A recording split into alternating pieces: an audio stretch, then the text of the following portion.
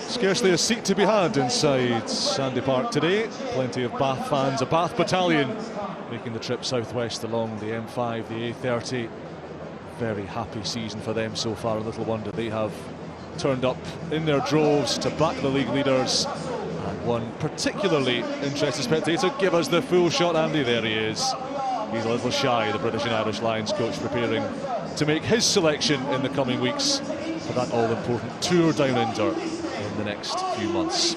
This is the team Rob Baxter sends into battle today. A few weeks since we've seen them in action, and 6 alterations to the side, which just about squeaked past the Falcons here. Joe Hawkins has won back his place in the midfield alongside Henry Slade. Hawkins, of course, heading back to Wales at the end of the season, but gets what's been quite a rare opportunity to strut his stuff from the off. Still no Woodburn, Wyatt or Feyi-Waboso in the back three. Josh Hodge playing his usual full-back role, with Harvey Skinner shifting forwards to his customary position of fly-half. Up front, the Saracens bound Marcus Street comes in to anchor the home scrum on his 100th Exeter match, providing the ballast behind him.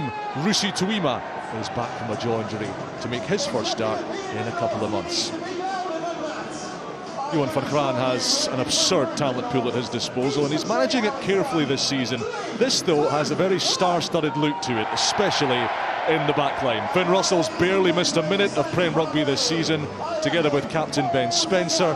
Max Ajomo comes in to partner Cam Redpath in the centres, and the experienced Rory McConaughey starts on the right wing. A restructured front row with Francois van Fake, Niall Annett, and the positively free-scoring Thomas Dutoy all in from the beginning. Ewan Richards captain Bath to Prem Cup glory here last month, and a poignant day for young number 8 Arthur Green, who makes his first Premiership start today. Got a glimpse of the Bath bomb squad looking on the bench as well. Stewart, Maloney, Hill, Abano and others ready and waiting. A Bath squad laden with quality, and more of course will be layered on top of it next season when Santi Carreras and Henry Arundel fetch up at Farley House. Club which bumbled along at the wrong end of the table, leaking money, leaking points at equal pace for far too long, reminiscing on past glories, and a bygone age of silverware by the cabinet fool has now emphatically been awakened. The cup in the bag, storming away at the top of the league table and into the semi-finals of the EPCR Challenge Cup. This has the tantalising potential to be a history-making season for the boys in blue, black and white.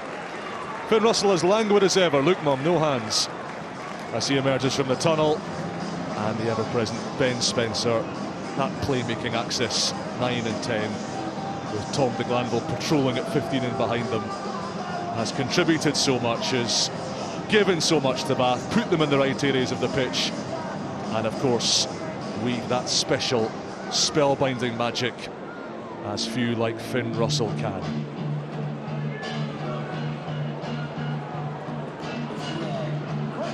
Do you think he's flustered?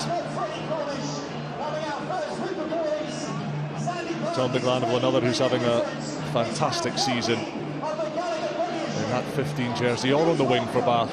Scarcely missed a beat, missed only 90 minutes of Prem Rugby. Different story for the Chiefs though. Different phase of their development. Learning to win again, we hear.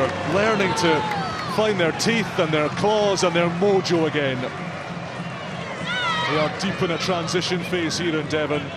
New coaching setup, new players arriving over the summer, but the demands here are still substantial, given the remarkable success which has been cultivated in the not too distant past. 100th Chiefs match for Marcus Street before he moves on to Saracens in the summer, and a big day for all concerned with this famous rugby team. Anthony Woodthorpe is the man in bright orange in the middle this afternoon, keeping a lid on proceedings. And it will be the Chiefs in the black to kick us off.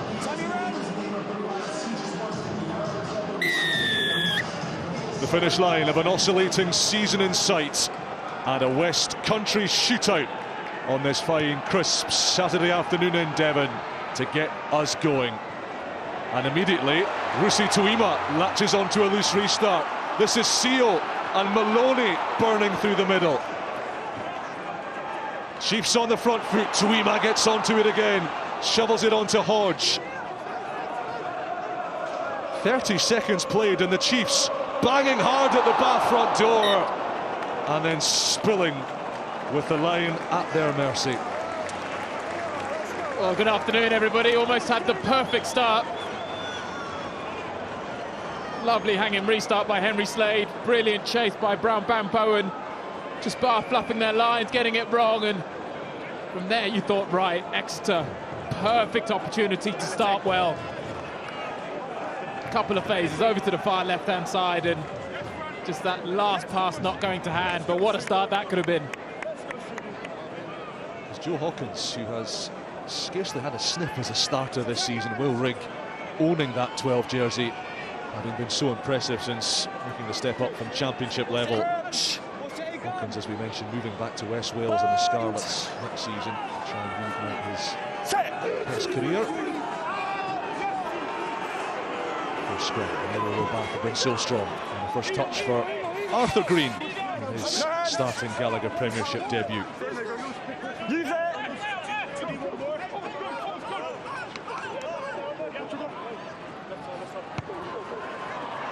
Ben Spencer happy kicking off either foot, adept with left peg or right.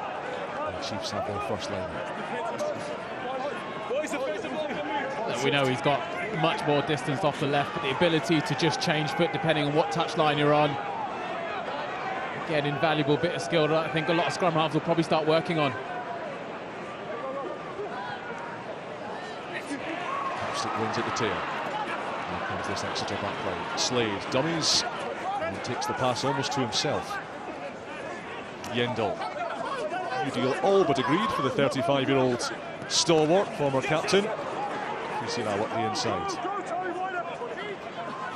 Tuima relishing his return from that jaw injury he suffered back in February. Probing the blind side through the skipper Dav Jenkins, another who will be keen to impress Andy Farrell today. Maloney. Skinner. Slade standing deeper, and Hammersley, well marshalled by Max Ajomo. Bath with the best defence in the league, marshalled by JP Ferreira, and you can see the line speed brought by Annett and Ewells, the tight five forwards. Conceded a paltry 36 tries this season, 2 per match in the league. It's a phenomenal record, and you can see exactly how they've gone about it. Dominant collision after dominant collision, Topsy. Was very comfortable, but they've negated that by giving away the penalty and don't roll into the 9. Giving Exeter a get out of jail free there. He rolls towards the 9, not east to west. You'd want the same.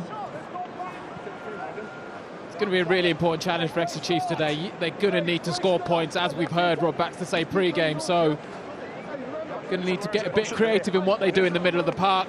Probably try and get into the 15-metre channels a bit quicker than they have done so far, but look, it's the opening 4 minutes and Henry Slade had a shot to put them in the lead, so all in all it's been a positive start from Exeter.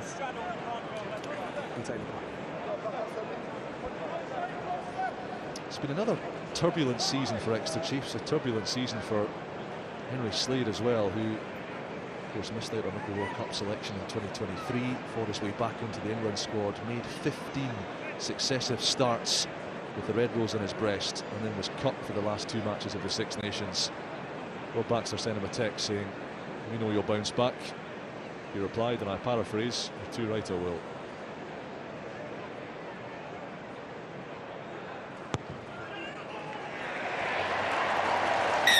The opening points in the West Country showdown are Exeter points. Henry Slade with the first 3 of the day. Look, we know how good a player Henry Slade is, and yes, he's had a couple of setbacks over the last 2 years, but will he bounce back? Absolutely. We know how adored he is here in Exeter, and in a period where they're just trying to find their way forwards, a lot of it is going to centre on his shoulders, so important today that he really steps up and leads this team. Haven't really touched the ball yet. They get a chance here. Brown Bampo is leaping but couldn't take the ball with him. Glanville backed up by Feyi-Waboso. No, it's just not gone, fella. Yeah. It's a scrum. He's not even trying to catch him. No, not for me.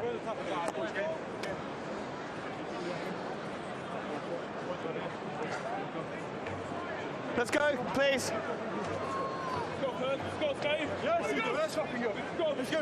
What are you seeing here in the way that Bath are lining up their first assault of the day, Tops? Well, this is going to be one of the key areas. Exeter are going to be very good defensively. So Bath stacking 4 players fairly close to the scrum.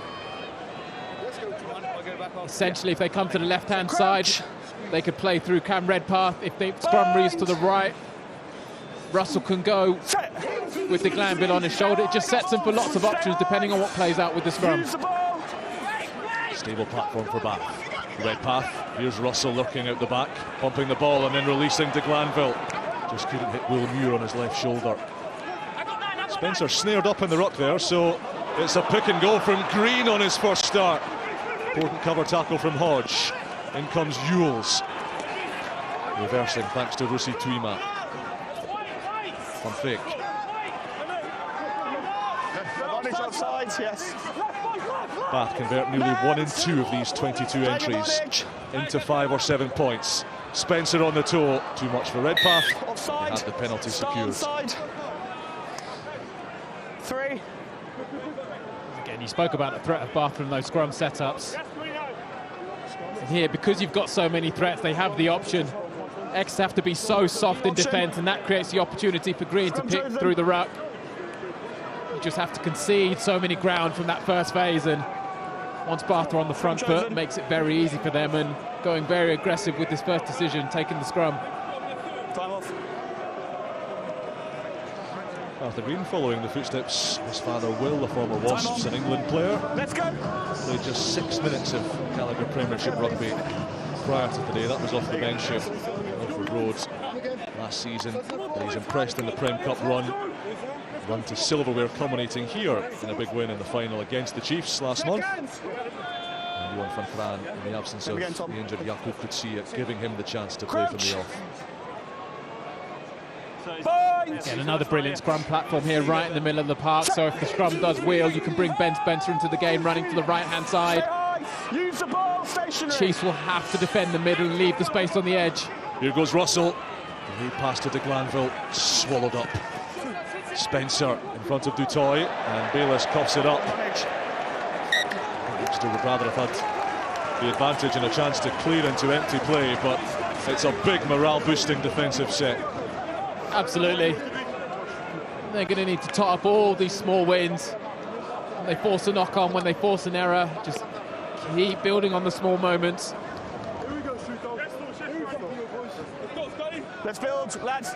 Jack, we don't need huddles. Thomas Dutoy probably could have taken that pass, decides to leave it, maybe thinks it's not for him. You do see that sometimes, kind of a player show their hands and leave it, knowing that it's going across.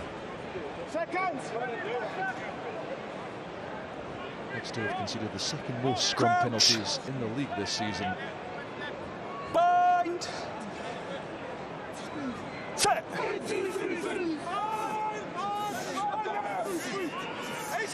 Use it.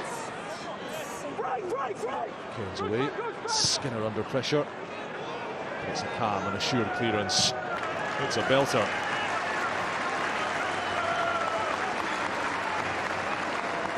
Brilliant kick from Skinner. Be very happy with that clearance. Lovely stable platform from the scrum as well. Yeah, you guys are there. Open up. You have time. You have time. Keep the gap. Huge distance, but important now. It's what next, and actually from this set piece. So Bath have shortened the numbers. Going to a 4-man. Can you challenge? Can you compete? Can you disrupt them in the first couple of phases?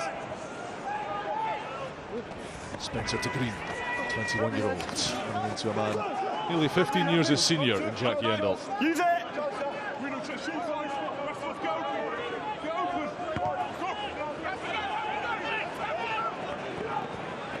Hodge came a long way for it, didn't fancy it, and suddenly Richards latches onto the ball. Bath into the 22. Bayliss loves to maraud down those wider channels. Bath playing with penalty advantage. Playing advantage. Richards, Russell, They're queuing up on the right. Ojomo with a vicious step. Just couldn't find the offload. Spencer sniping and driving over. Anthony Woodthorpe wants a closer look.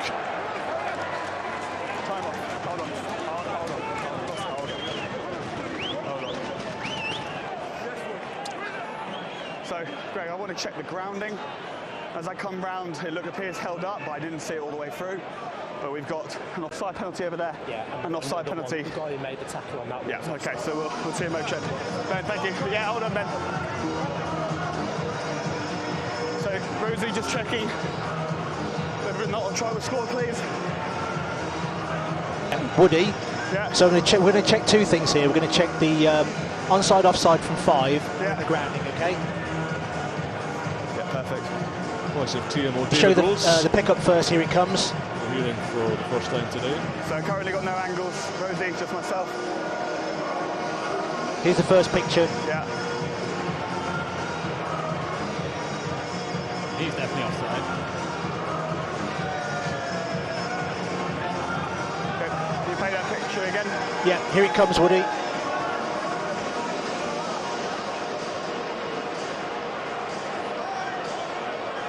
So at the very So you've least. got 5 there making the tackle. Yeah.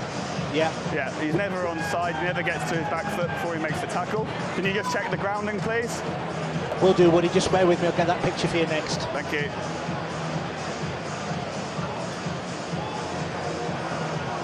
So here comes the angle for the grounding, Woody.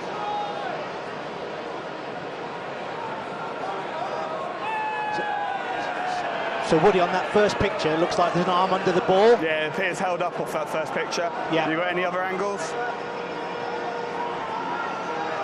That's the best. The first angle we showed, Woody, is the best angle. We'll show you again.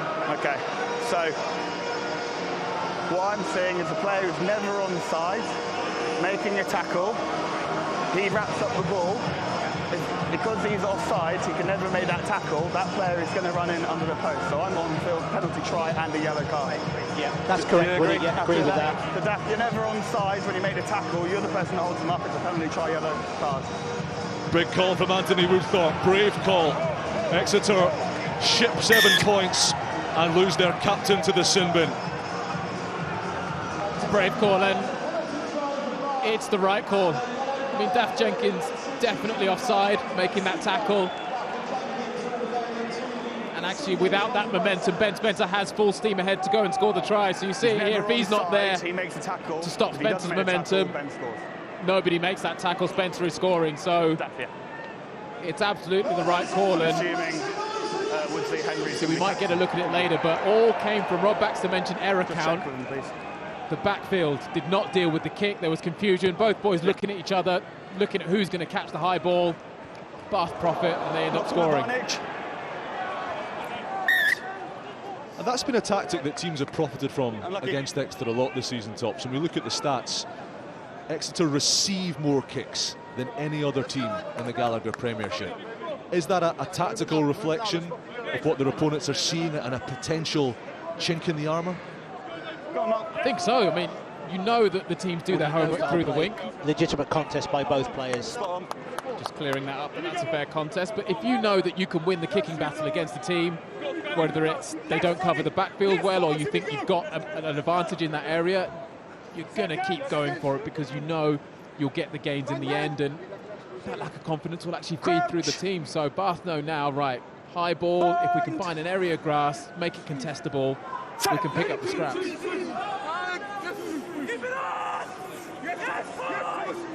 it! Use it! Stationary! Here's Russell, whipping it away quickly to Ojomo. 2 missed passes from Bath, and McConaughey sprung for the first time. Ball's out a long time. Green. Use it! Start there, well done. Stay there.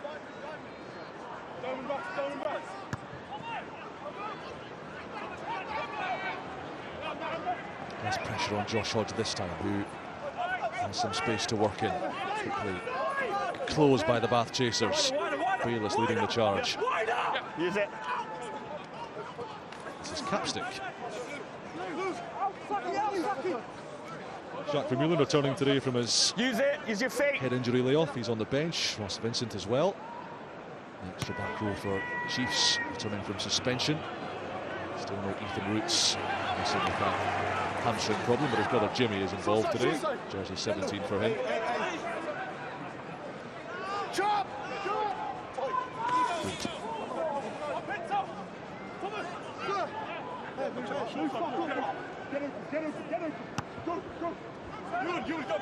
Up it goes again.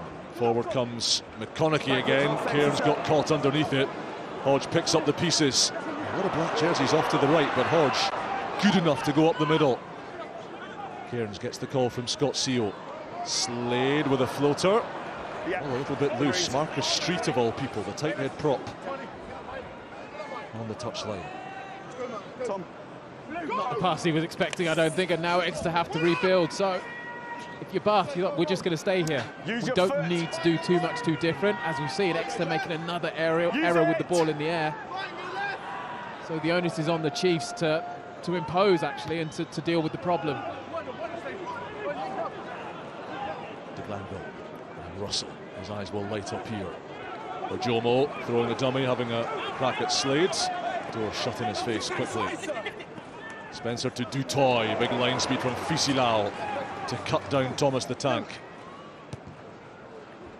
Russell chasing Cairns back. It's a beauty. 50-22s don't come much sweeter. No live ones now, no quick ones. Just a brilliant kick. Touch by 9. Nothing more you can say. Slight loss of momentum. Russell in the pocket, sees his space. Time off. Kind of just that opening theme of Exeter's backfield coverage. Exeter receiving treatment.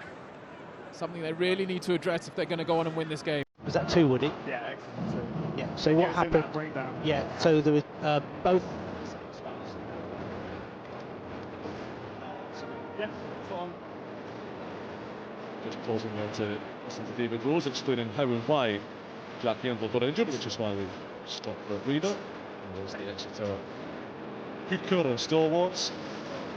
Put you on the spot, Topsy. Would Finn Russell be one of your fly halves the summer too if you were Andy Farrell? He would, absolutely. No hesitation with that one. I think he's one of the three. Yes, maybe he had an indifferent 6 stations, but ultimately, is he one of the best heads in the Northern Hemisphere? Yes, he is.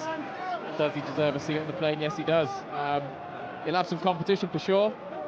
Smith ×2 and others, but for my mind, absolutely Okay, so he goes. 5 man, yeah? 5 man. Time off.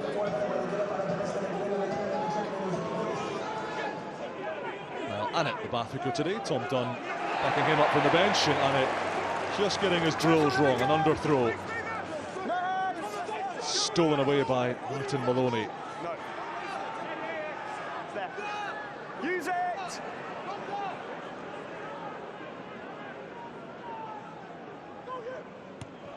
Cairns over the steeple-like figure of Richards. McConaughey to the onrushing De Glanville. Lassoed by Ben Hammersley. Spencer. Charlie Ewells back in the team from his injury-enforced spell on the sidelines. Russell, very flat. Feyi-Waboso had read it, knocked on by the Exeter chief. And Richards carries it on. Green bulldozing up to the 22. Okay, so penalty advantage. Here we're talking deliberate knock-on, penalty advantage to Bath, and they'll need it. Looked like a pretty set defence, wasn't it, Rosie?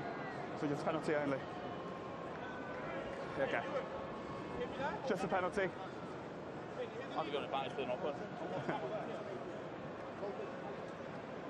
It was called nice and early, just the one hand there.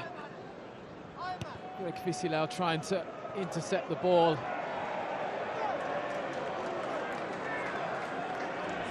Right, Finn Russell's kicked that dead. The assistant referee thought it was over the flag. Anthony Woodthorpe reckoned he had a better angle, and it will be a Chiefs scrum. 2 balls, time off. And that is still, to a degree, without denigrating Finn Russell, what the coach has to accept might still happen now and again, for all his maturity. I'm not there for West End with the yellow card. That window of error is very, very small. You're trying to get that ball 5 metres out, knowing that if you do, the odds of your team scoring from the driving ball go upwards, particularly with this Bath team. So, kind of that phrase, live by the sword, die by the sword, but it's not going to stop him going on the line, so I wouldn't imagine that. But Andy Farrell is here. He'll say, I need you to nail those kicks, Finn. I just need you to nail as many of them as you can. You're okay. I think it's a bit windier here than it will be in Australia, John. Crouch. It's the weather. Bond. Set.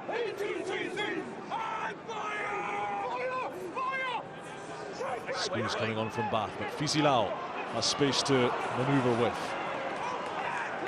Advantage entry 7. Free play here for Exeter. Hammersley, Skinner nicely onto Hodge. Playing penalty advantage, Chiefs. Line trying from the Chiefs carriers. Skinner out the back to Hammersley, but Redpath read it. Advantage.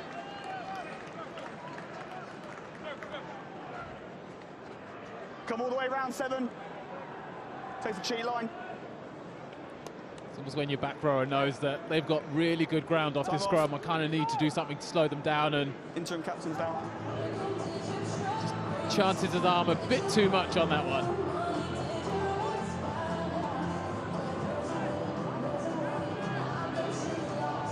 Yeah, that's like top off. Yeah.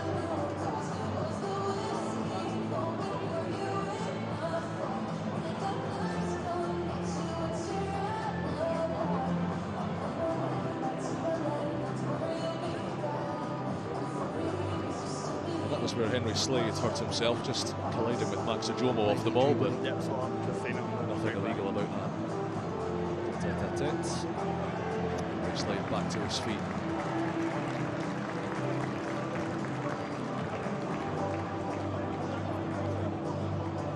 Which one? Exit 6. Reach. Okay. Time on. Been some super games here between these two over the past couple of years. Yeah, There was went a beyond 15 real anyway, ding-dong affair in the Champions Cup last 16 last year. Of course, the Premiership Cup final, which was pretty close for the first half. Bath running away with it 48-14 in the end. Dominant second 40, the like of which we've seen plenty of this season. But Exeter know they've spoken about the need to score points. Bath scoring 40 or more in their past 6 matches, 110 combined in their past 2 in Europe. They know opportunities such as this one can ill afford to be squandered. Advantage. Up goes Capstick. Entry early by the Penalty inside. advantage Free to kick Exeter. advantage. Just a free kick advantage. Just a free kick rather than the full arm penalty. Use it. Will Use give the it. Chiefs some assurance here. Cairns, Hawkins running hard into the 2 centres. Feyi-Waboso, Van Still Poel under advantage. looking right inside saddle now. Cairns again. This is Sio, the giant wallaby, repelled by Reed. Cairns and Skinner, mano a mano with Finn Russell. Doesn't win that physical tussle. It's a free kick advantage. Free kick.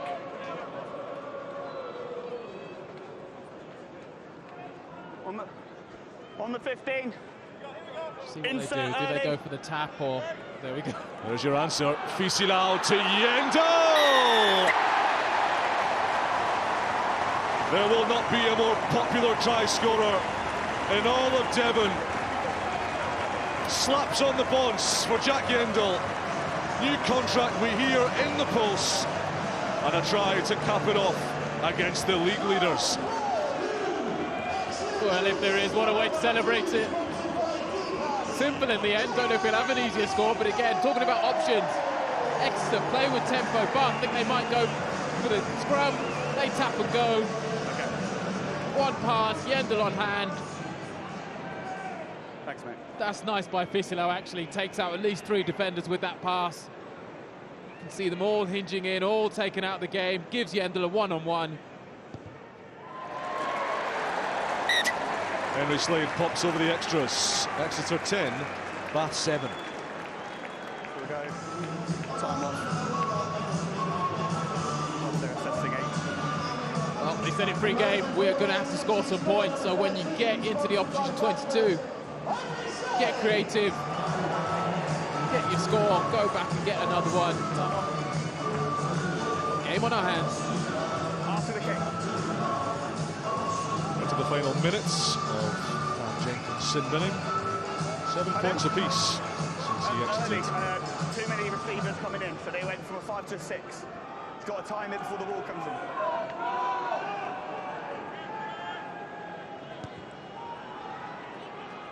Awkward restart from Russell, which Skinner takes under control. And here's Tom de Glanville, 9 tries for Bath this season. Skinner often been deployed at fullback last couple of years for Exeter. Josh Hodge has possession of that jersey today, and there's that booming left boot from the young back 3-man. Yeah, brilliant touch finder as well. Just takes so much pressure off your team when you're clean with that exit, and Steph Jenkins returns, navigated this sin bin period really well.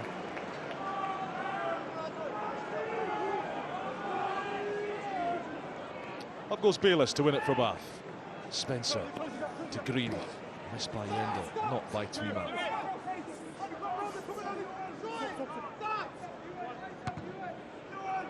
Bath with one of the lowest carry totals in the Premiership this year. You see a lot of this from them, this game management, this aerial prowess, and then they feed off the scraps. Bayliss with the trademark in and out, releases and goes again. Yeah, he's moved. From Fake. Meaty collision with Yendel and Tweeman. Russell flicks it inside, no look to Ojomo. Took it well with his right hand. Thomas Dutoy lining up a trundle, taken round the ankles.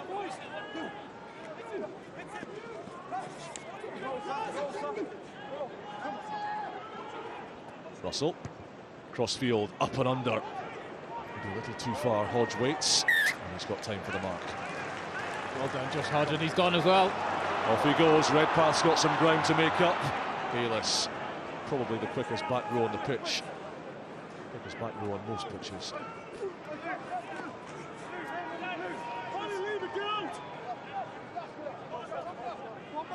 Use it!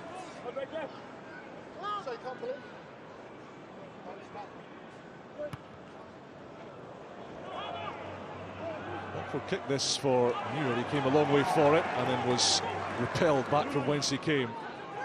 Green into Yendel. Lovely offload to Richards. Miles Reid hunting for it. Richards wisely chose not to throw it. Russell, beautiful pass. Ojomo drawing in Hodge to Glanville. Fullback on fullback, and Slades together with Hodge saves the day for Exeter. The first time we've seen Bath in full steam. All came from the offload by Arthur Green. This is lovely, the carry round the back as well. Then Bath are in behind, some lovely handing in the wide channels as well. Good timing of the pass here, then it's just a one-on-one. Josh Hodge does brilliantly, makes his tackle. And his teammate is there to finish the job, but more defensive work to do from this line out.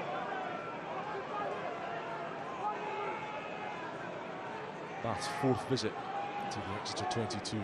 1 try to show for it thus far. He set that maul drive beautifully. Only scored 1 maul try all season. Are they about to double that tally? Oh yes, emphatically yes. Niall Annett comes up with the pill. Bath reclaim the lead. And it's the perfect response to conceding not that long ago. Think back, that offload by Arthur Green sets the momentum, creates the position and the pressure. Leads to this line out, really well set, peels off to the left-hand side, and there's more Bath players there than Exeter players able to defend that. Exeter players being spun out the sides. They're on the floor, more Bath players on their feet, and that is a good score. Niall Annett takes the plaudits. Thanks, Dan Frost will be joining the cohort of Bath hookers next year, moving from Exeter to the Rec. Not involved this afternoon, but Niall Annett doing the business. And Finn Russell just fading up one across the face. 2-point ball game.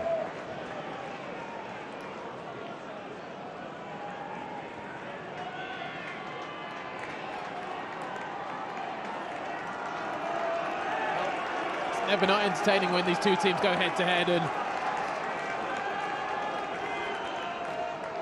the scoring isn't done for the rest of this match.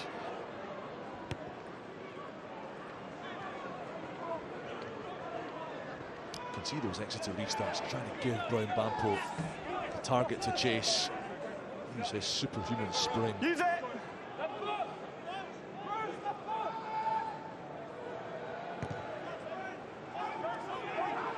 Hodge against Muir. Bayliss as well. Hodge somehow comes up with it. Wonderful take in heavy traffic. Yendall. Bath up quickly. Slade and Hawkins can't plot a route through the white line. Well done. Jenkins. Skinner. Just had a juggle. Managed to cling on to it. Fast and loose. Hear him, scare him. Half charge down, and then Russell loses it about his bootlaces. Sandy Park enjoyed that. I can just feel that their team were maybe on the cusp of something, and Harvey Skinner fortunate to get away with his non-knock-on, but Finn Russell, absolutely, the crowd will love that.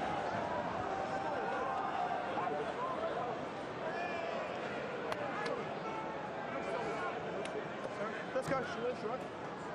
And we're just going to have another look at this juggle from Harvey Skinner as well, as to whether this touched the ground before Skinner regathered it. What did you make of it, Topsy?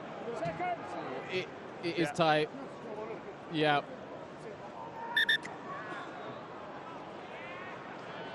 Yeah, David Rose just alerting Anthony Wheathorpe. Can you walk us into the mark, please? To those facts. Yeah, I thought he did, but TMO's seen it and says not quite. Do you walk me up to the mark, please, Rosie? Just on the Bath side of halfway, about 2 metres in the Bath half. Thank you. 50-22 is on. Yeah, just comes out of his hands, and Sorry, it's late. No, shame on two fronts, really, because if he keeps hold of that, there actually is a lot of space on this right-hand side for Exeter to attack, so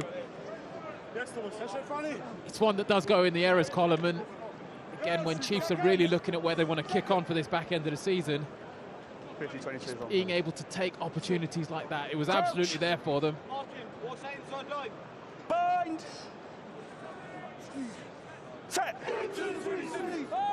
And filleting their other West Country foes, Gloucester last weekend, Bath made 14 line breaks, 25 tackle breaks, and here they go again, weaving their attacking tapestry. De Glanville swallowing through the middle. This is Reed. What ferocity from the flanker. Redpath looking for it out wide. Here it comes from Dutoy. Annett, Bayliss, try time. The stuff of league leaders. And Bath flex their attacking muscles again. Well, it goes back to that conversation we were having about Bath scrum attack, and exactly the same play, run slightly differently this time. So they go to the right-hand side, but because Exeter have to back off so much, they miss a tackle there. Well, and then he let it go, but I'm aware of and it. you give Bath that opportunity. Look at the runners in support, numbers everywhere. You think Miles Reed is going all the way, he gets stopped, then it's just about can they execute, and doesn't matter what numbers on the back. Thanks, Rosie. Van Fake with the pass, Annett, Bayliss, they're all out there.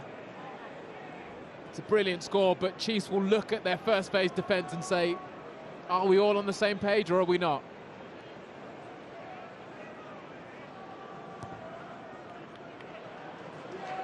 That's a cleaner strike from Finn Russell.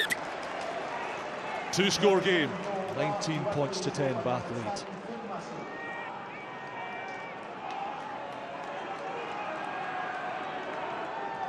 It's a good finish in the end, isn't it? Lovely pass there, Van Fake.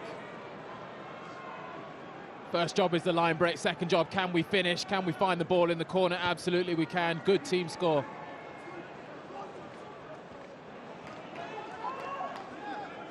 Taken in by Charlie Ewells. Missing for a couple of weeks after taking a heavy shot to the ribs. It's European run to the semis and off to Edinburgh in a fortnight's time to take on Sean Everett's men in the Scottish capital, a place in the Cardiff final later next month. Redpath, beautiful inside ball. One Scotsman to another. Bayliss, Spencer, Ojomo's making tracks. So too is Muir. The horse galloping for the corner. A try cast in rugby heaven.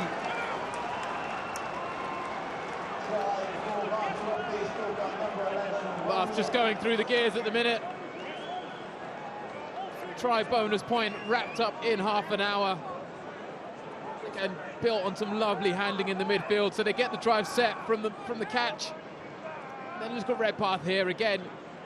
Those offloads just mean you can play the game in a different way, and then the support runners. Ben Spencer's there, no pressure. I'll give this to my winger, and Will Muir needs no invitation to go over for yet another score. Bath absolutely flexing their muscles at the minute. 9 tries in 13 Bath matches for Will Muir this season. And Russell has found his groove, another beautiful conversion. And in the blink of an eye, Bath have gone 5, 12, 19 points, up to 26. It's one of those, if you're a Chiefs fan, you're thinking, we haven't done that much wrong, but actually, just our small errors have ended up in conceding scores. And yes, there'll be things that they can do better again. Was Cam Redpath given too much time in that midfield to take on the defence to make that decision? Pressure on the kick-off as well, all little things, but they do add up, and when you're taking it on a side that's top of the league at the minute, if they're operating at some level and you're not quite there, this is what can happen. But hey, look, plenty of time left in this game.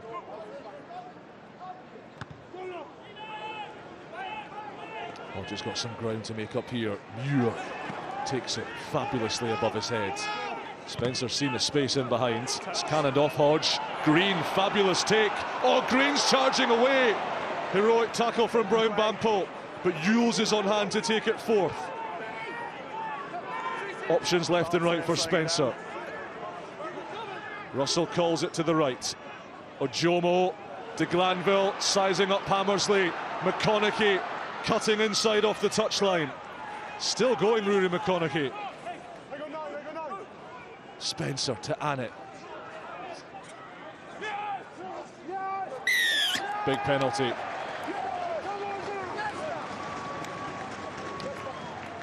It's a great job there by Daft Jenkins. His team absolutely needed that.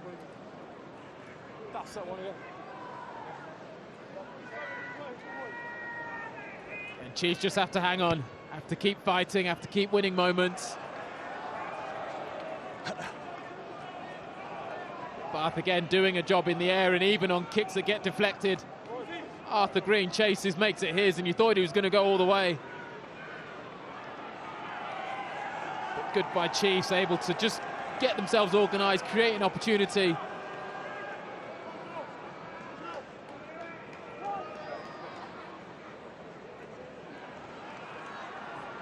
What have Exeter got by way of response? Hit with a triple whammy from the wreck. Tuima. Skinner. Can't get away from Bayliss. Tackle! Here's Feyi-Waboso.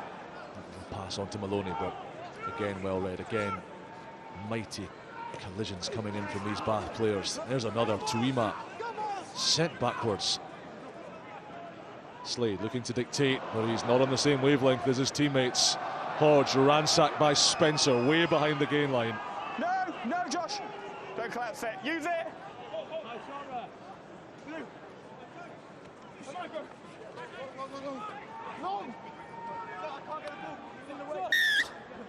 And Nyland just done for lingering where opposition players don't belong. He falls and gets stuck. And that's the get out of jail that the Chiefs desperately needed.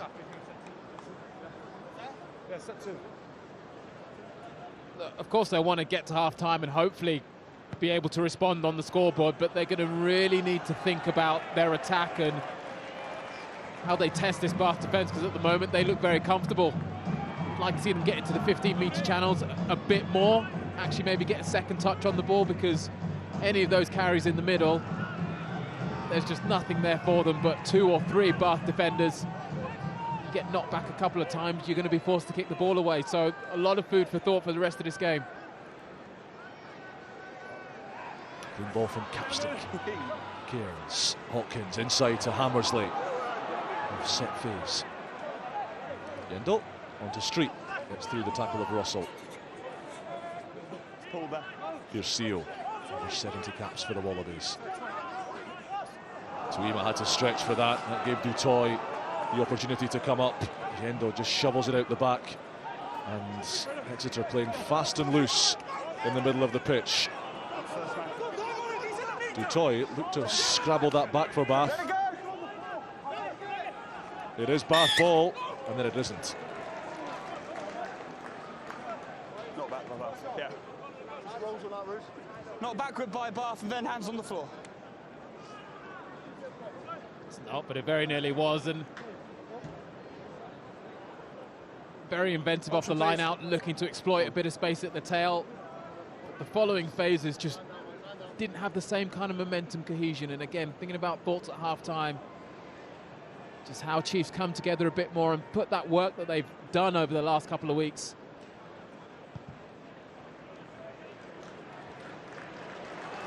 That's not a bad start. Henry Slade kicks Exeter within 6 metres. He thinks it was a bit closer than that. Every metre counts when you're bowling against Bath. Well, absolutely, you beat me to it, and you know, might not seem a lot, but 5 and 6 metres when you're driving from a line out, trying to get over the line, that last metre is exhausting, so it all counts. But look, Chiefs have an opportunity here. Bath have conceded the fewest tries off first phase in the whole of the Premiership, just 6 of them. 1 every 3 matches this season. Yendel to Jenkins, the veteran to the captain. Have they got the mettle and the abrasiveness to shunt Bath over their own threshold? 3 backs come in to help. Bath scarcely budge an inch. And moving forward. Yendel has to help it back to Cairns, all a bit loose, and Bath have spoiled it. It's wonderful work on the floor. Thomas Dutoy getting his muscular biceps through and trapping that Exeter possession. Thomas Dutoy getting the plaudits. And Anthony Woodthorpe absolutely clear that he's come through the middle. We'll have another look. Exeter putting all their eggs in that maul, adding extra backs into it as well. And yep, he just pops his head through that gap just as the maul splinters. Keep an eye on number 3 there. That's just effort and hustle. Gets his way through, gets on the ball. That is a brilliant job. Still in his lunch money, Thomas Dutoy. This is Thomas Dutoy's more conventional role. Try and steer his team out of coffin corner. Or play away. Play it away. Green, good late drive into Cairns.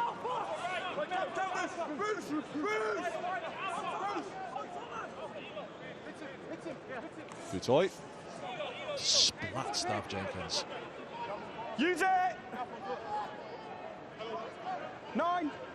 Into the final 3 minutes of this first half. Exeter with a fruitless trip into the Bath 22, and Brian Bampo couldn't take any risks with that. Wonderful clearance from Spencer. No more. Good decision as well. He was umming and ahhing about trying to catch the ball and had his bearings spot on. We're playing through. Again, Chiefs would love to get the ball into his hands a bit more. He's doing a job on those kicks, but you've walked all this way, now you're in part of it. He's a flying winger. He's giving the ball in some space. They will have a new attack coach for next season, Exeter Chiefs, widely touted to be Dave Walder, formerly of Newcastle, Bristol, England under-20s during the Six Nations. Here is Brian Bampo, and lo and behold, he cuts them open. It's that X factor that he brings. Young boy stepping up from uni rugby. Cairns down the blind side, onto Feyi-Waboso.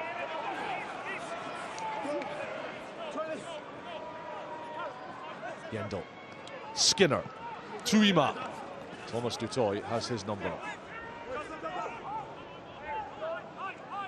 Yendel again, that pivot player role for the hooker.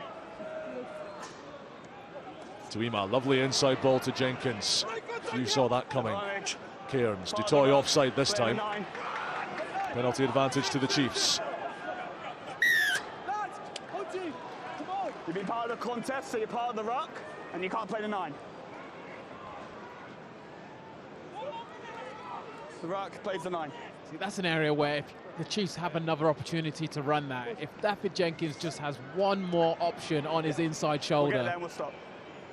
then Exeter are away. And again, thinking about adjustments after half-time, just that extra number in where they're trying to attack, whether it's coming the far side or whether it's going back to the short side, just that extra number will make the difference, because it means that the ball doesn't end up on the floor in a ruck, it actually ends up off the ground and they can keep the ball moving.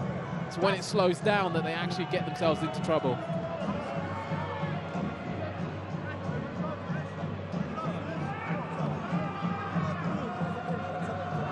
No, that's why I told him he couldn't. That's why we played on.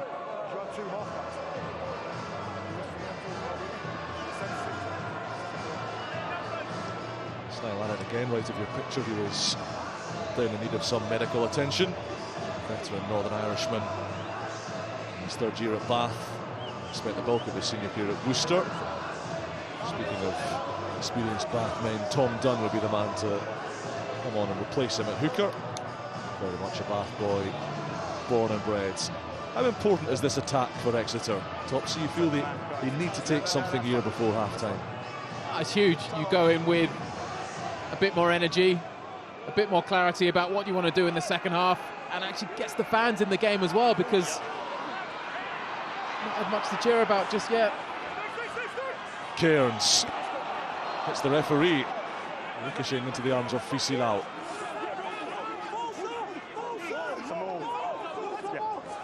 Ball scooshes out, Spencer has it, and he'll chase Exeter deep downfield. Prem Bampo's covered some ground here. What has he got in his box of tricks? The bludgeon is the choice. Skinner back to Hodge, Bath up so quickly.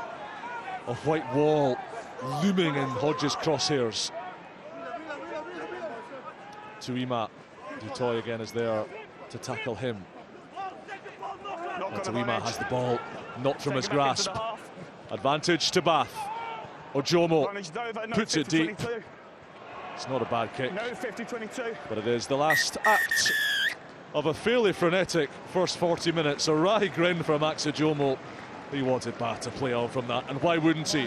Why on earth wouldn't he, when Bath are playing with this fluency, with this ruthlessness, and doing a job on their West Country foes. The league leaders showing exactly why they top the pile in the Gallagher Premiership thus far, and why they are odds on to continue their run at the summit. Bonus points secured by the interval. Half-time at Sandy Park.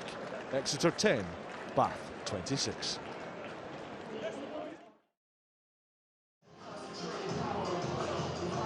Bath have an astonishingly good second half record. They've conceded 9 tries total in second halves in this season's Gallagher Premiership. It's an insane record, and it is a record that Exeter will have to dent substantially if they are to claw their way back into this one. Capstick takes the opening restart. It's an area where Exeter are strong, taking a lot of balls off restarts of varying kinds.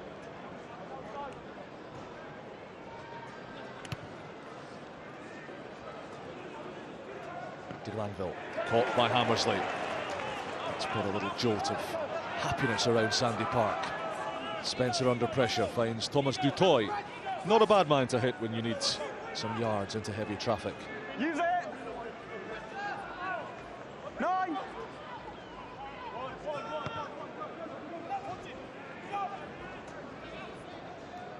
Hodge, wonderful catch. McConaughey's arms slapping around him. Don't chase him with the ball. Yeah, I know. He's chasing you with the ball.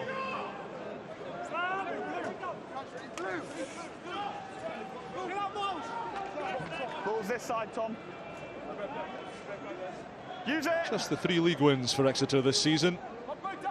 Gloucester away, Saracens here, Newcastle here, controversially last time out. This is a transition phase for them as they look to start next season in the best possible fettle. Here's Muir, he'll size up Brown Bampo, 1v1. Brown Bampo didn't release. He's not happy about it, but think it is the right call. Didn't seem to be clear enough a release. I mean, he's done brilliantly on the first contact.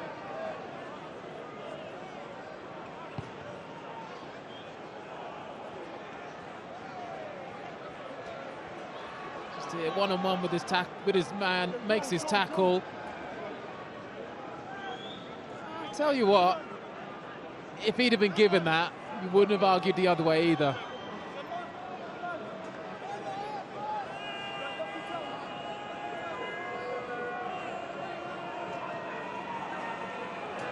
Four of Bath's 6 trips to the Exeter 22 have wound up in tries so far.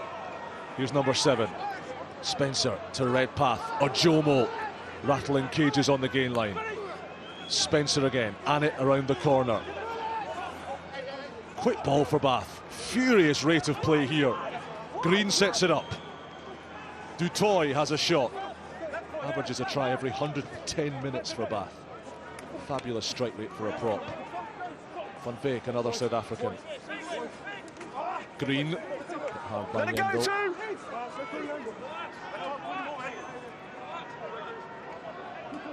Dutoy protects. While Annett waits. Richards. Tested this Hayden Thomas drilled Exeter defence once again. Tackle! Dutoy, his enormous quadriceps propel him to within a metre. Annett repelled. Bayliss, good footwork. Jenkins working hard. Green to Van Beek.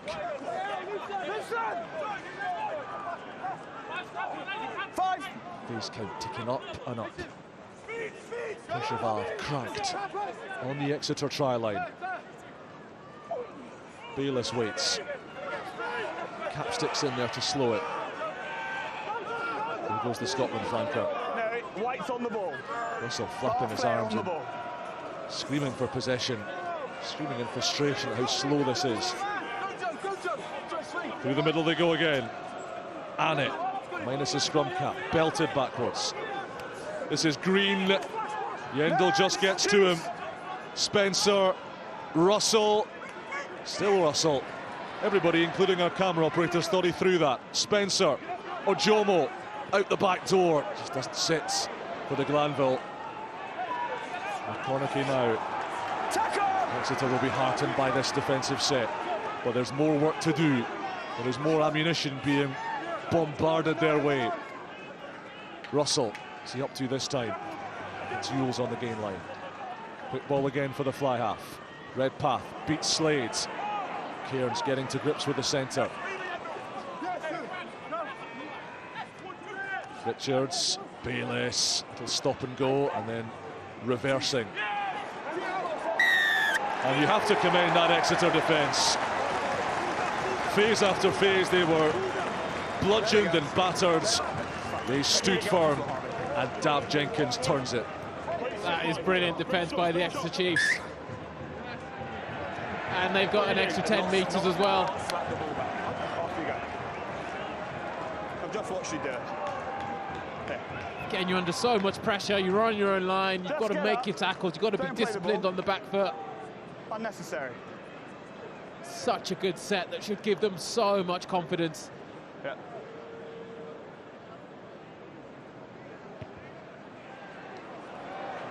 Only Slade does not hit touch. Muir recovers it. Retreat! And he blasts it back down. Is on. The 22 would have been on. Slade takes it and thinks better of going quickly. It's these errors that Rob Baxter was talking about. These little unforced mistakes that are just leeching away Exeter's momentum. Well, that's it, isn't it? How good would they have felt with an attacking line-up just outside Bath's 22? Now they've got a defensive line out just outside theirs. These are the margins. Double sub for Baxter, Hunter and Co. Maloney and Cairns off. Niall Armstrong on at scrum half. And big shot from Newland. Welcome sight. Sandy Park faithful to see the big Afrikaner on his home play. Won't be his home for much longer, mind you. Sale Sharks have snapped him up for next season, as if they didn't have quite enough muscle and beef from the Highveld.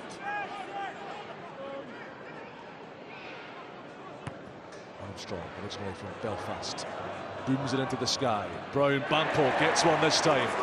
Persistence rewarded for the Chiefs winger. Seo, Exeter want to move this quickly. Bath closing off the passing lanes well. Redpath and Green up quickly. Sun beginning to peek through the Devonshire skies as Skinner rips it wide. Brown Bampo opens up his legs, beats Muir. Important cover tackle from Russell. Armstrong, Yendall, nice pass to Seo, looking for the offload. Here it is for Hodge, slicing through. Better from the Chiefs, more encouragement around Sandy Park. Hawkins gets to within 7. Armstrong, Tuima slides away from Ajomo. Yule's not rolling away. Easy penalty for Exeter. Feyi-Waboso.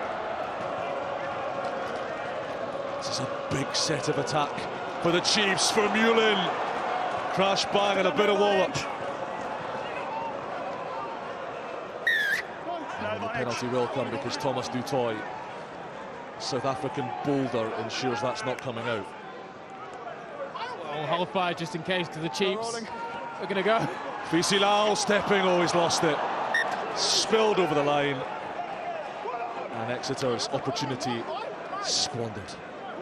So nearly so good, and there's the blueprint for Exeter. First off, you said Brown Bampo, he deserved one of these. I mean, the athleticism, gets up in the air, wins that contest, but again, getting the ball into those wider channels, give your most dangerous players some space to attack. We thought Feyi-Waboso would go quick, he did, but then there's another error. And sorry, which one are you talking about? Sorry. Talk in the background, maybe a bit of a high tackle. Greg, yeah, I thought it looked like a fair tackle. The one on Greg Bissett? Yes. The more ecstasy of him with the ball in hand, the better the game will seem to be going for them, absolutely.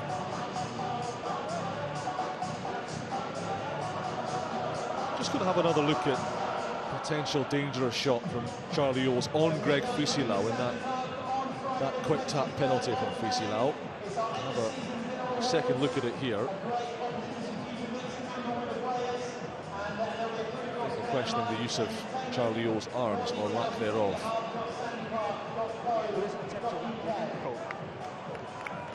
No, nothing doing there. Tackle fine. But on the point of that back three, Topsy, when you consider Feyi-Waboso's to come back from injury, Wyatt's to come back from injury, it's an exciting attacking prospect if you're a Chiefs fan next season, if they can give them the ball where they can do damage. Absolutely, and look, you've actually seen early in the first half Hammersley getting a couple of touches off his wing. They're trying to get them involved. I think if they can just create a bit more space for them, get them operating a bit wider out, you maximise their strengths, and then you can use them in heavy track-up as well, as we see with Feyi-Waboso. When he comes off his wing when he's not expected, he does so much damage, and the same for Brown Bampo. Hammersley can do the same here today as well. Use it.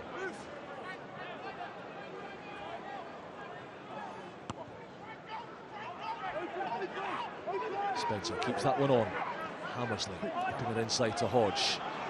The space here for Hodge will be too quick for Van Fake. Hodge seed out wide. Brown Bampo, hammer down, foot to the floor. Try for the Chiefs.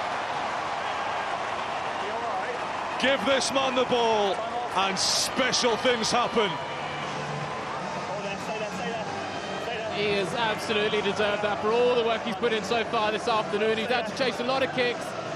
We're finally starting to see him with ball in hand, and again, getting the back three more involved as well. Josh Hodge, just keep your eye in the midfield here. You've got Max Ajomo, he looks inside. He's got Francois Van Beek next to him.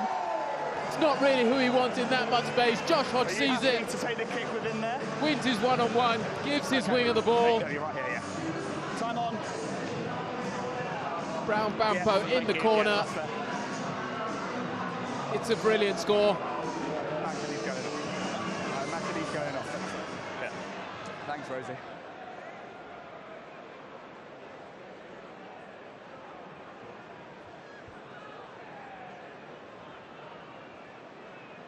You might have picked up in the background, Will Hold Muir on, time off. Time off. has done himself a mischief. Can you reset the time for us, please? Just diving to try and stop Prem. We may have caught a stray boot in the head. And Merrick's taking their time to make sure he's okay. We didn't need it in the end. So keen to get to Wilmuir. They ran across Henry Slade's kicking line. Time off. Shot clock reset. Henry Slade unflappable as ever. Yeah, it's an unfortunate injury to Wilmuir, but let's take nothing away from the score. Started by Hodge, finished by Brown Bampoen. Maybe therein lies the blueprint. Yeah, A bit more tempo, a bit more ambition. Let's play a little bit wider. Give these exciting players that we have, give them the ball and let them work. I think as Brown Bampoen kicked out of that tackle, Wilmuir diving, he's probably just caught a heel, either the head or the chin. Yeah, any symptom, any suspicion of concussion, and the decision's taken out of the player's hands. He is replaced, and there is the man who's come on for him, Orlando Bailey. Normally a fly-half, can't slot in the midfield. How will Bath reshuffle this backline? Will we perhaps see Max Ajomo shunted out to the wing? Or Tom de Glanville, potentially, he might go to the wing. There'll be a bit of reshuffling there. I think, yeah, everybody else will stay the same. The Redpath played 13 last weekend against Gloucester, so it might well be that allows Bailey to slot into the midfield, but as you say, the Glanville to the wing, Bailey to 15. Might work better for Johan van Graan. He certainly doesn't lack for quality, does he? No, it's been one of the strengths of this team through the year, is that depth, the ability to have players come off the bench, the ability to rotate. Stood them in good stead, but the prizes are still ahead of them, so what they won't want, even at this stage, is for injuries in certain positions to start to pile up. It's a remarkable stat we came across this week when Johan van Graan took charge of Bath a few seasons ago. They were bottom of the league in 2022, 34 points from 24 matches. Now they've got 56 points from just 13. At the moment on course for 5 more, notwithstanding the next half hour of rugby. It's an incredible turnaround.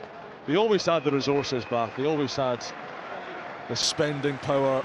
They didn't necessarily have the strategy, the cohesion and the coaching nous to go with it. Johan van Graan bringing in new heads of department, promoting players like Wilmuir to prominent roles, trusting their skills, their background in sevens.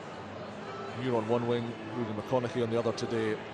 And right, he time will on. be gingerly helped to the touchline. There's Brown Bampoe, not known for his kicking, so drops it off to Skinner to do the necessary. Welcome to the match, Orlando Bailey. Retreat. Keep walking, keep walking. Hodge takes it on the charge. Thinks about running out and then thinks better of it. Inside. Good decision. Out of 10. De Glanville chasing hard. Skinner gets away from him and finds a little hole, Harvey Skinner. Jenkins thrusting through the centre. Street, nice pivot. Newly minted Centurion. Armstrong, a little loose. Wendell takes it well. Exeter reset their attack, realigned to the left. Capstick, scragged by Ewells. What a ball that is to Tuima. They don't lack for offloading ambition, these young Chiefs. But Nyalanek seizes upon Vermeulen. It's the way they've got to play the game.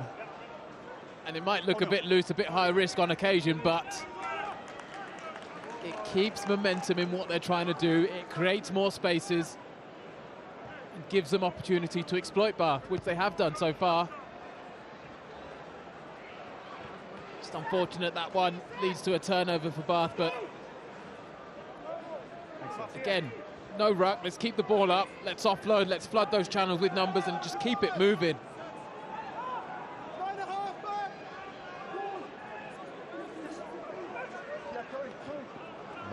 goes over the top to Ajomo, but bouncing ball allowed Skinner to hit him. Russell sells Brian Bampo, dabs it in behind for de Glanville to tear after. Slade goes back, cleanly taken from Henry Slade. Excellent salvaging work, and Exeter there in sufficient numbers to secure it, albeit in a horrible area of the rugby pitch. Gonna have to work really hard to get out of this. Half thought potentially a bit of crossing. Bath through a lot of numbers in front of Brown Bampo, but the job to do now is get themselves out of trouble. Here's Brown Bampo, missed that one, and Russell picks it up. Capstick is onside because everybody's open play, which allows him to squash his opponent into the turf. Johan van Kraan's about to bring on a whole new front row. Abano, Dunn and Stewart lining up beneath us. Bath with some more questions to pose before they make that sub. Russell on the stagger, finds Redpath, ghosting away from Hammersley, whose tap tackle was vital.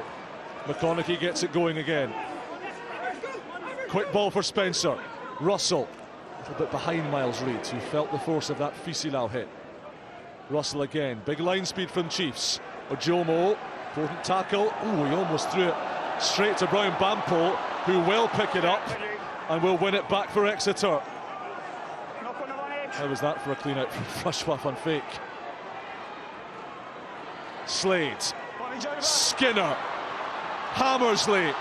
Here's Hawkins. Skinner calling for the kick, and Hawkins skews it off his boot.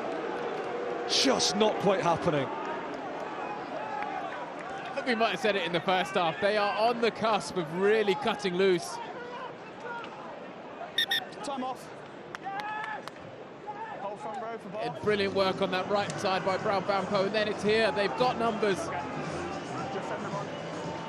Hawkins, the chip is on. There's a lot of space, but again, just have to execute it in order to take advantage. The term bomb squad's probably been a bit overused in rugby, but I'm not sure how else to describe that particular battalion of substitutes. It's on trend, isn't it? At the minute for sure, and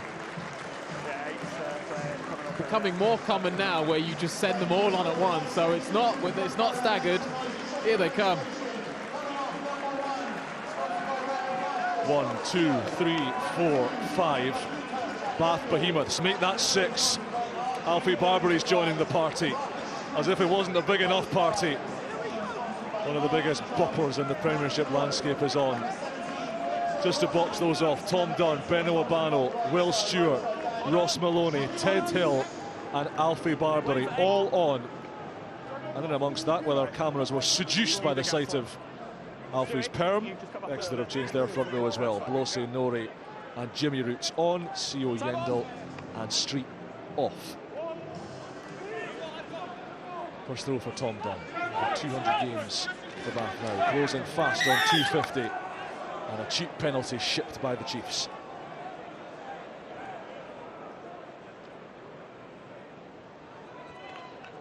I know these teams, they'll have all the detail behind it. Probably something to be said for doing it all at once. No. Well, that's 3 kickers in this game. How have they missed touch? Spencer, Russell and Slade. Here's Russell again. Looking to catch out Brown Bampo. Doesn't call the mark, not interested in stopping play. Off he goes. He's backing his athleticism and his wits. Won't get through Ross Maloney and Ted Hill. Armstrong to Hawkins. Bath looking to set some traps defensively for Exeter here.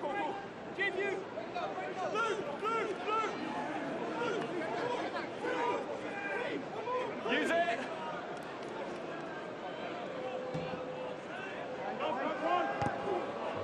Armstrong belts it clear. Russell, oof, a second bite at that. Armstrong waits. Feyi-Waboso and Hodge with him. Can't go direct to touch, but he has found a bit of dried Exeter pasture. Russell down the tram lines it goes. Keep walking. This is Hawkins. Kick tennis. Who will blink first? Who will find that all-important mistake, that big territorial gain? Russell keeps it on the pitch. High ball in playtime here. Forwards lumbering back and forth in the middle of it all. Slicey one from Hammersley. Bailey gets onto it. Running at Slade. Red path, space is in there. 50-22's there. If the ball trickles over the touchline, it doesn't. And Exeter will accept the goal line dropout. Harvey Skinner's fuming. So, I mean, it was enthralling. Thought Hammersley was going to be the one to come up with the killer kick, find that far left-hand corner. Doesn't quite execute it, slices his kick, and then you think Bath are going to punish them with a 50-22. Hammersley's actually gone down. Well, that's Ben Hammersley's last act in any case. He's going to be withdrawn with Will Hayden Wood coming on to replace him. And Ross Vincent back from a 3-week suspension. Dangerous tackle on Six Nations duty for Italy against Ireland on Super Saturday. Makes his return to rugby in place of that man, Richard Capstick.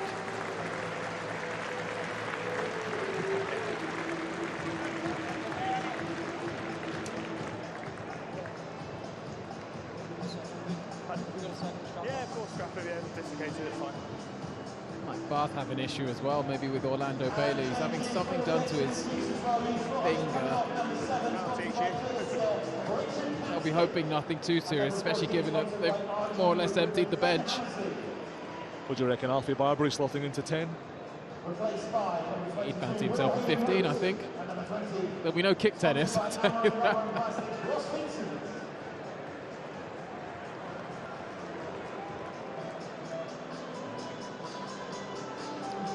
Bath Academy graduate Orlando Bailey. Both his parents were artists. His dad, abstract painting. His mum works with ceramics. Certainly plenty of intelligence in the Bailey gene pool. Right, goal line dropout for the Chiefs. Slade scoops it up to the 22 for Brown Bample to chase. Brown Bample does his volleyball spike act again. Such a potent weapon in the air.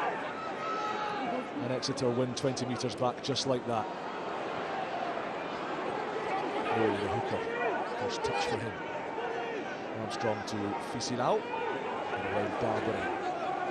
His 2-try performance. So impressive, so key in the Challenge Cup quarter-final win over Gloucester last weekend.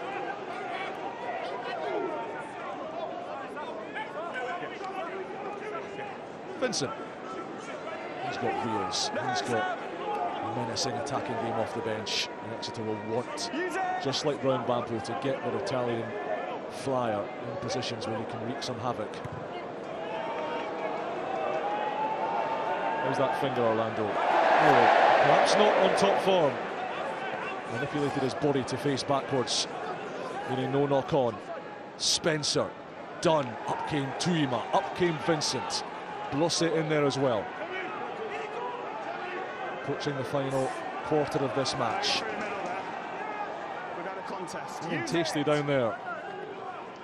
As it should. There's a game to be won, and if Exeter can score next, you can just feel the crowd willing them on, willing them to get that next crucial score. Hayden Wood lost it, but it's all backwards. Hodge has Vincent with him, chose not to throw the pass. Barbary's already made 3 tackles. Vermeulen, a little bit loose. Hayden Woods. Hawkins looking for Brown Bample, up against the Glanville. See you later. Hayden Wood up the inside. Slade's with him. Beautiful pass to Slade. One more might do it. Looking for Brown Bample again. Oh wow!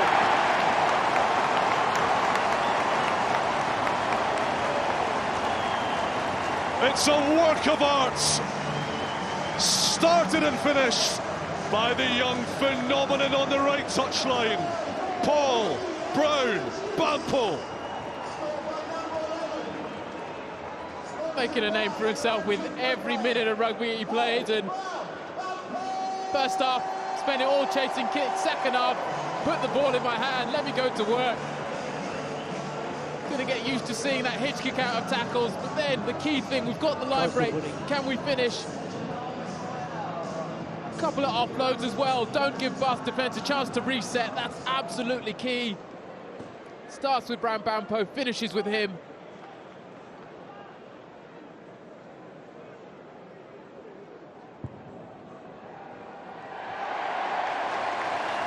Through it goes. From 26-10 down, Exeter roar back to within 2 points.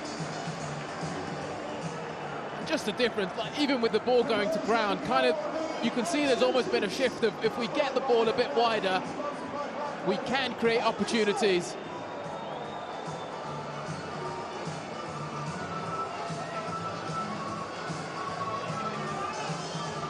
Right, there's going to be some more issues for you on Van. This can be the problem when you've got a 6-2 bench, because Max Ajomo's in real trouble. Out of picture in the lead up to that try. Ajomo went down, and clearly he's in no state to continue. So Louis Schroeder, the former Springbok scrum half, is on. There he is in jersey 21. So we've got Orlando Bailey on, working with 9 fingers. We've got Louis Schroeder on. How's this backline going to work now? Do you put your scrum half onto the wing? Who's going to play centre? A lot to think about for Johan van Kraan. He'll have planned for situations such as this. He's too wily not to have done, but this is what can happen when you choose that extra forward, as Bath always do. Well, this is it, and Cam Redpath's also just gone to have his knee strapped up, so a bit of juggling going on, and see, you've got the remaining quarter of this game to navigate, but the impact of these injuries going forward as well. I mean, Will Muir likely not to be available next week. Ajomo hobbling off. Some decisions to be made for sure, but first things first, winning this game because it's in the balance. Remember, Bath, the best team statistically in second halves this season.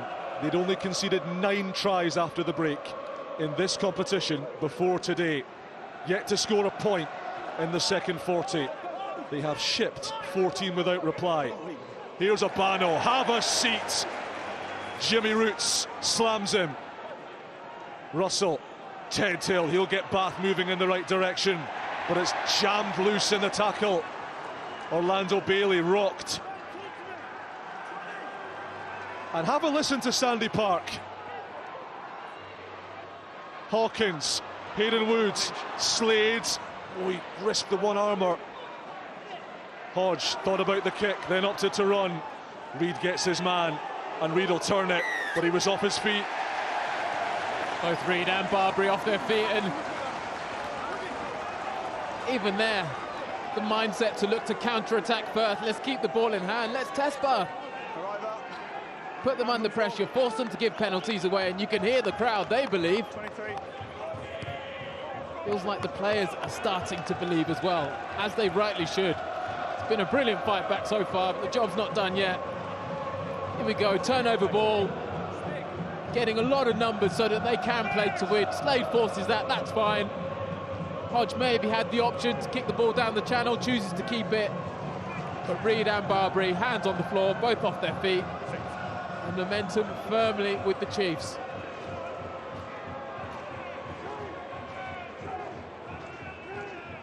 What a racket inside Sandy Park. 18 minutes left. This is Hawkins, slips away from Reid. Roots takes it on. Exeter on the march. Norrie, neat dummy. Stewart gets him. Skinner on the inside to Tuima. He takes some stopping. Suddenly, every dominant collision is being made by the Chiefs. Every yard in the gain line trenches won by Exeter. Here they go quick. Armstrong sniping. Just slipped. Skinner around the fringes. Abano hammers him.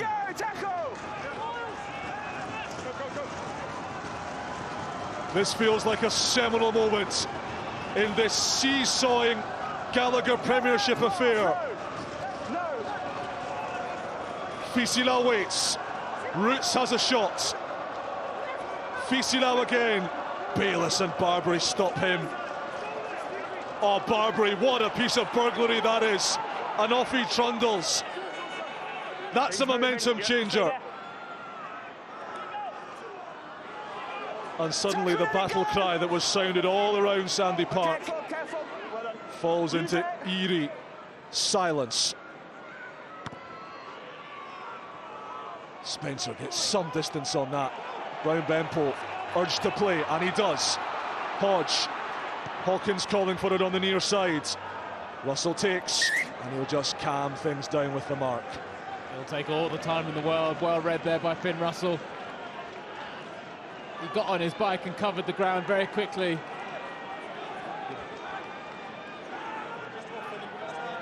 Brilliant work by Alfie Barbary, that turnover at the breakdown. Yeah, no, not rolling, Benno. Benno, not rolling first when you get on the ball. Yeah, I'll stop at the line out. They want to. Yes.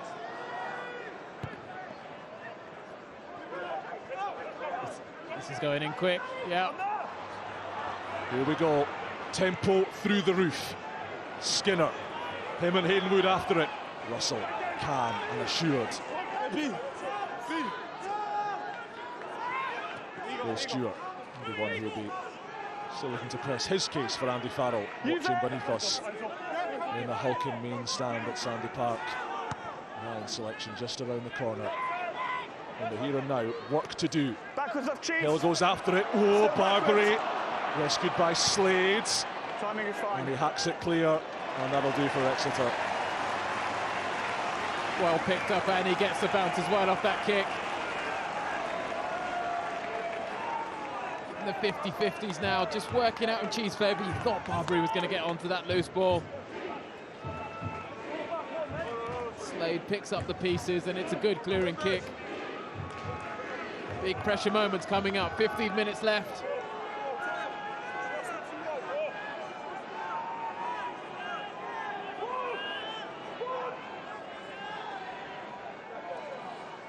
Bayless down to Spencer. Barbary asked to do the heavy lifting. Use it! Goes out. A big clean out coming in from Jimmy Roots, which is just stymied Bath for the time being. Use it! Spencer gummed up in there. Russell goes in at scrum half. And Obano, that's more like it from Bath. Use it! Carry by Benno Obano there, just the footwork and those meters after contact. 4 questions asked of Josh Hodge. Turns his body sideways. Bayliss has it. He's a thoroughbred athlete, Josh Bayliss. Hill with a loose one. That's a forward pass, no advantage. No advantage coming, and Bath benefit from that aerial strategy. I think the first mistake I can remember Josh Hodge making for a while, but he kind of did the classic, took his eyes off the ball just as he was about to catch it.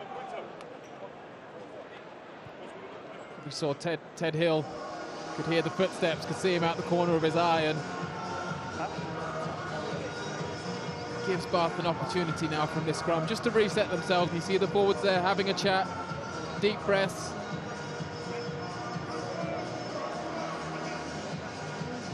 Don't hold anyone in the breakdown for me, please. I'll try and deal with that, but don't be. Yeah, what we call with you.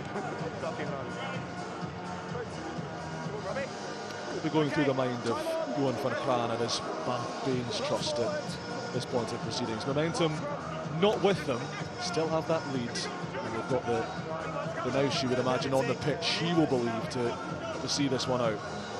I think that's it. You trust the players that you've got out there. There's enough experience, enough leadership.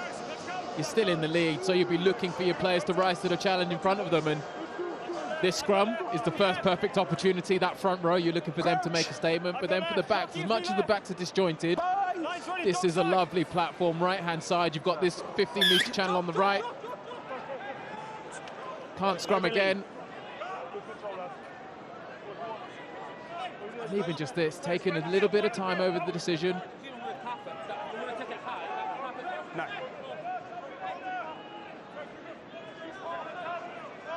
There's no scrum on the menu. Finn Russell gets out the lob wedge, and a gang of brutes goes after it. Hill takes it away from Hodge.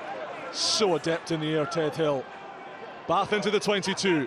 Obano Loose pass, Russell snaps the wrists. That might open it up, oh it would. But Redpath drops it with 2 men outside him.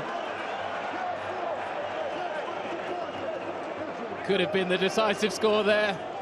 Chiefs will breathe a sigh of relief, but the work was done by Ted Hill. It was his pressure that forced the initial knock on, and then he won this kick as well from Finn Russell.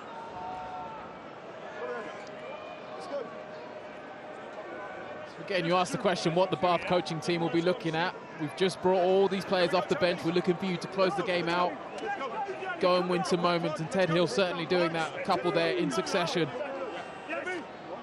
It's frightening back row depth when you consider that neither Sam Underhill nor Guy Pepper are fit to play today. Jakub Kutsia, we already mentioned, missing with a knee injury, picked up scoring against Gloucester.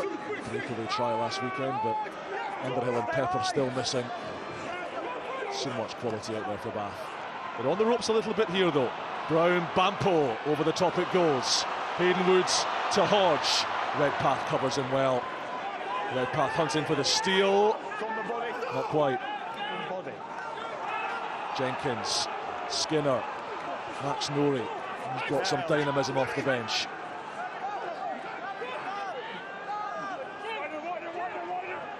Jimmy Roots on his own. Skinner, Slade at a standing start, Brown Bampo 2, and Bath shutting down options, using that physicality. Here's Fisi Lau, ducking the tackle of Stewart. Skinner, Slade again, that second playmaking option, drops it onto the toe, and then just puts a little bit too much welly on it. You can see what the Chiefs are trying to do. So actually they are playing a bit wider, but they're also flooding it with numbers as well. So getting their wingers involved, getting Hodge to create that extra number, which is what gives them the overlap. Space in the backfield. Henry Slade doesn't quite execute the kick, but you can see the adjustments that they've made at half-time and what they're trying to create, and they are putting Bath under more pressure. Redpath still not moving all too comfortably. Not only have Bath run out of backs, they've run out of substitutes full stop. All 8 on. Nobody left in reserve. Come on.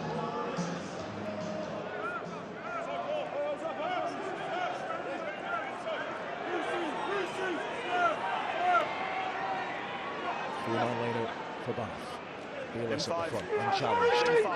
Pumped the ball and then threw it behind Ben Spencer, who is sacked by a marauding Armstrong. We need some numbers down the blind side, Exeter. Armstrong calling frantically for them. Mill to Stewart, to Reed. No, missable. Use it. 9.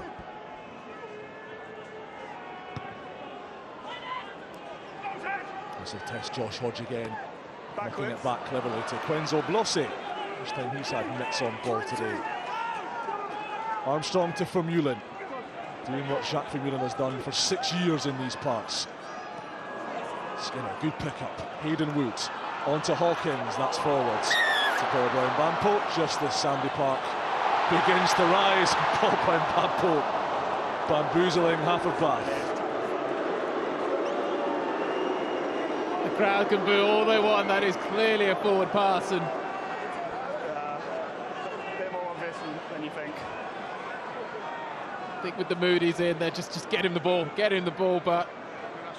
Yeah, that's from Bath. Yeah. clearly forward. Let's go, boys. Come on. Might have to wait a bit longer for that third score.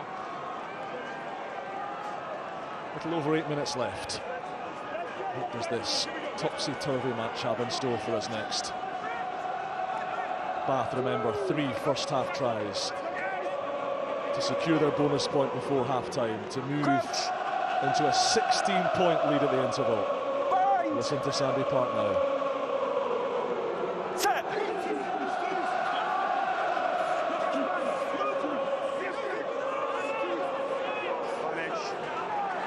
That's how to silence the home crowds.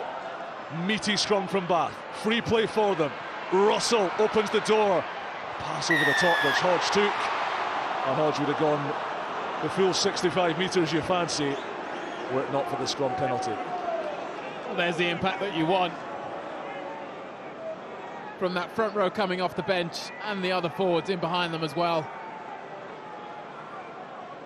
When you're looking to control a game, use your set piece to good effect.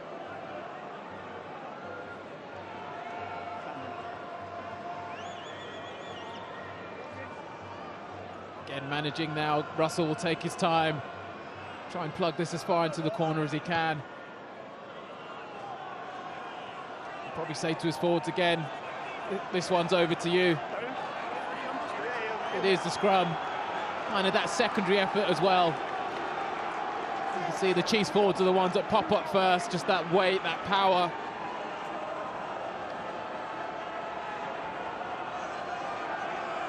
Nobody in the Premiership score more tries in the final 10 minutes of matches than Bath. 23 total in the last 20.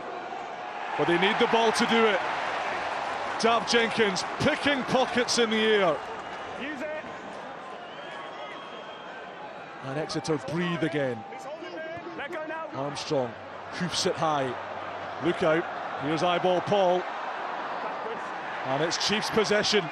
Skinner, though, dragged back by de Glanville. Bath hunting for the turnover. Don't get it. Armstrong to Tuima. Just couldn't unleash Vermeulen. Does somehow pop it out. And there's an opportunity now for Exeter to move it. Slades, Hodge. Redpath's got a lot of ground to make up here. Hodge kicking in behind. Collides with Russell. Across comes McConaughey, who just lets it roll over and will accept the goal line dropout. Ross Vincent screaming he knocked it on. Anthony Woodthorpe will have a check.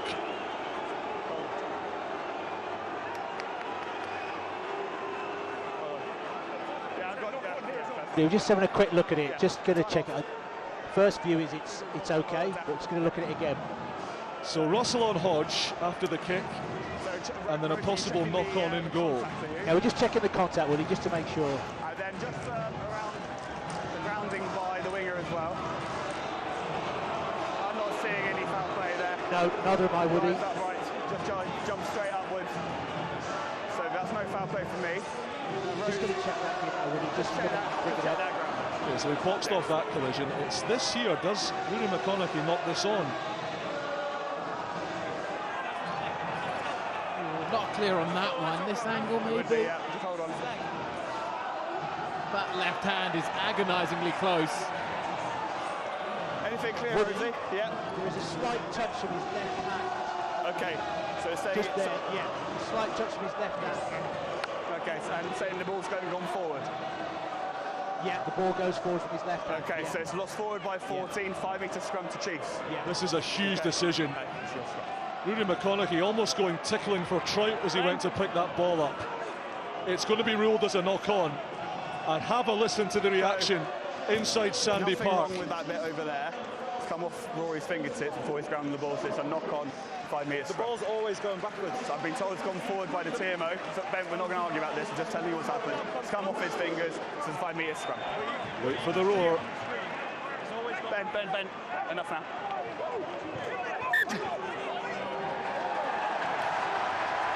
There it is, the locals have realised. Does Ben Spencer, pardon me, have a point, Topsy? I think he does. I mean, the ball doesn't change momentum in that it looks like a clear knock-on. So you have to go with the decision, but you would absolutely feel aggrieved. Faintest of touches has now presented Exeter Chiefs with a wonderful opportunity to strike. Got to deal with this scrum first and foremost. Deal with the scrum if need be, get the ball in and out very quickly. The main stand at Sandy Park is positively shaking beneath the great horde of Devonian legs and hooves. Is this the match right here? No, it's not. Not for Exeter anyway. Bath bomb squad detonated.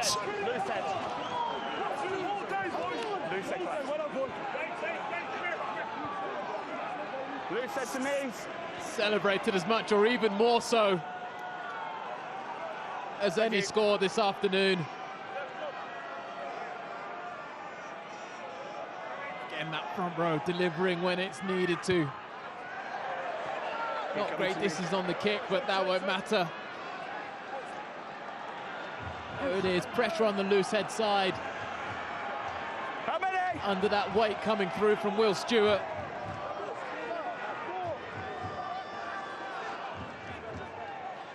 That's the difference. That could be the difference. Again, 4.5 minutes to play, but a couple of scrum penalties that have just helped Bath when they've needed it the most. Outside. Keep an eye on Daft Jenkins at this line out. Throw to him up at the front. Maloney does well. Line out guru for Leinster for so many years. And Barbary makes ground where none existed. Use it! 9!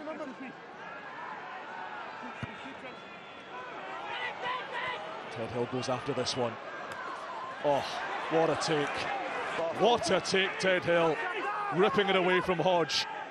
And now Bath, from facing a scrum on their own 5-metre line, are attacking in the Chiefs' half. Hill goes again. Take it back in. Under 4 minutes to play.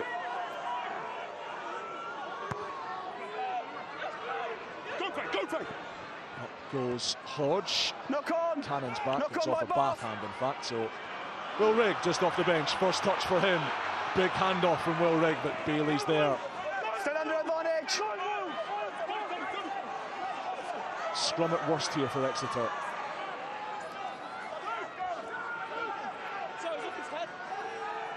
Use it. Paul Brown-Bampo asked to get on his bike again. Donage over. Chased down the kick from Armstrong.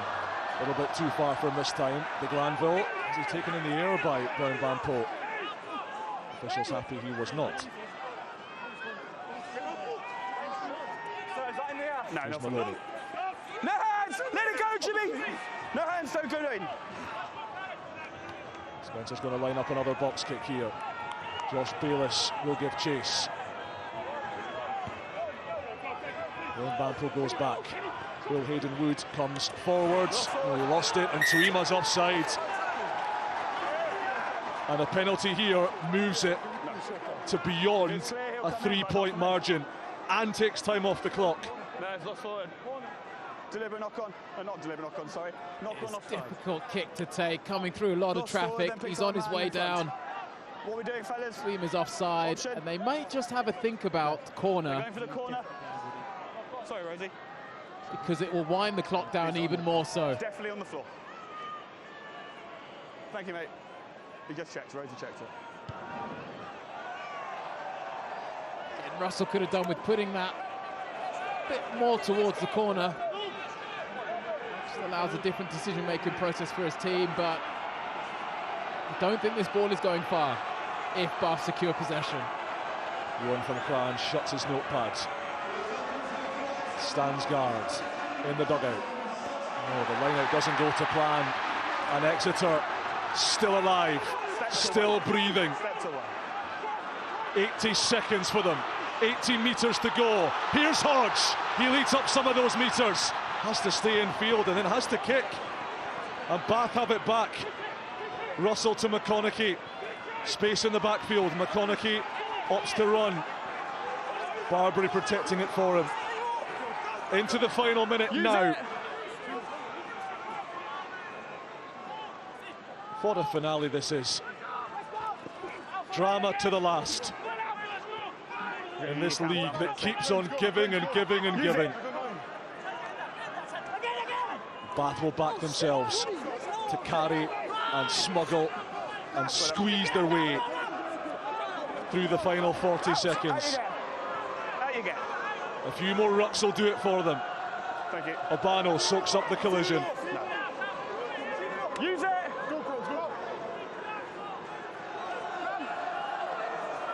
Reid. Vermeulen hunting for the steal. He might have one last chance to pilfer. Scröder using all those 5 seconds. Our timekeeper counting away the seconds. Got 5 seconds. Out it goes, and Bath survive. And at the end of a long season, when they reflect on their campaign's work and when they hope, they feel they may be standing on a podium at the Allianz Stadium with the silverware aloft, it is matches like this. More specifically, it is scrum penalties like that one right there they may reflect on as being the springboard to the silverware they crave, to the treble they are still chasing. In the end, in a seesawing affair where the Chiefs gave everything they had and fought to the last, they are beaten, and Bath have another bonus point victory. The league leaders march on and take the spoils once more in the West Country. They beat the Exeter Chiefs by 26 points to 24.